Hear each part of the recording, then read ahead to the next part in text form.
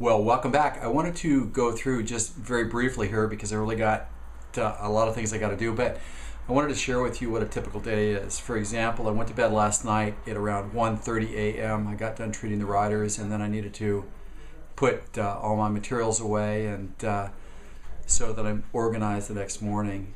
I never want to start the day with not having a good baseline of where everything is because I want to conserve as much energy as possible. It's just like life. I mean, if you have too many things that you got to think about, it's like going into a new supermarket every day. It takes you forever to be able to figure out where anything is, and lessening the mental burden of thinking about all this stuff to hang on to that mental and psychic energy is an absolute necessity here on the tour, because when we get into the second and third week where the minds and the bodies have got some serious battle fatigue, you want to make sure that you're always making those decisions with a fresh, clear mind. So I was up this morning at around 6:30, 5 hours of sleep, which is actually pretty good at the tour. It's going to get a little bit worse as this starts to wind on, and there's going to be more and more things that have got to get done, and there's never enough time to get everything done anyhow.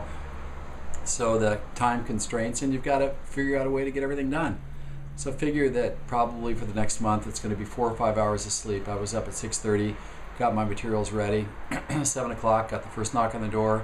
I needed to address a few things, and you have to be like an on-call doc. Any place, anytime, you've got to be able to figure it out. So we took care of a few things, and then the riders are now at breakfast. I had a little bit of breakfast, but not a lot. Had some whey protein, some plant-based powder, got those greens going. Great way to jumpstart.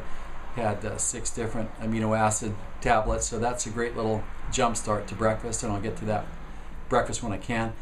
But it's very typical. And then I'll be treating the riders, and they'll be going on a training ride here shortly. And then generally what happens is that I've got about an hour to myself to once again clean up, and then we get on the bus and we head off to the day's start. And the transfer can be anywhere from like a couple of kilometers to maybe 120 kilometers away from the hotel is where the stage starts. And then I do some things on the bus while we're transferring to the start location, taping, lasering, adjusting, all those things that have got to get done on the bus. And then once we get there, then the riders sign in and the stage starts, and I stay on the bus and go with the bus driver to the finish line. And during that time I catch up on a few administrative things, maybe get a little bit of sleep on the bus. And then I usually get to the finish line at around 4 o'clock and get things ready so that when the riders come in, and the stages are designed to finish around 5:30 p.m., which is primetime television, and the stages are filmed from the very first pedal stroke to the last pedal stroke live on French 2/3 television.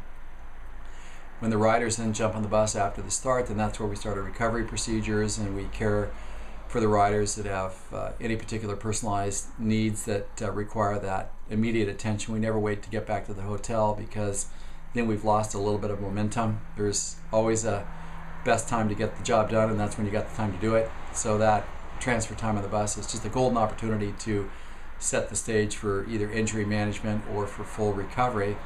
And then when we get back to the hotel, half the riders go for a massage, half of them will come to see me and the medical doctor to address their personalized challenges, and then we work until approximately 8:30 or 9 o'clock at night. And then there's dinner for maybe like an hour. And at that point, I'm usually cleaning up again. I'm always usually the last guy to dinner. I don't eat a lot anyhow, so it goes pretty quick. And then after dinner, I get back with the riders again and finish up those things that we didn't get to before dinner. And then my day usually ends maybe around 11 o'clock, 11:30, maybe even 12 o'clock. And then I clean up again, and it's 1:30 a.m. Then I go back to sleep. And this becomes a Groundhog Day event. That's my blueprint, that's my schedule, day in and day out over the next what will be 20 days right now.